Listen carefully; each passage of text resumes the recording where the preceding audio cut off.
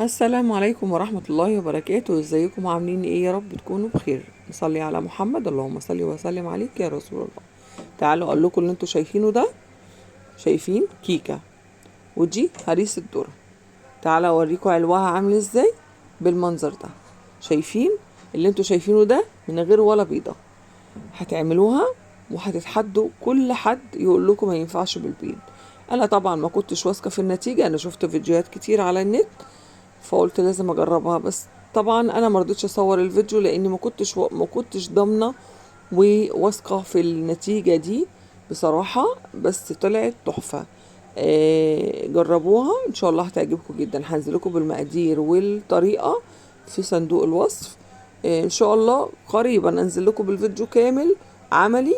بس انا ما حبيتش افوت اللحظه دي منكم اللي انتوا تجربوها قبل ما انزل الفيديو وتقولوا لي رايكم فيها ايه.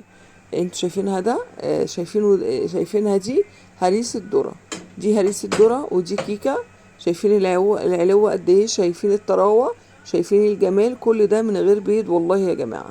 آه، مقدار كده يعني بسيط جدا، بتجيبيه من عند العطار بجنيه.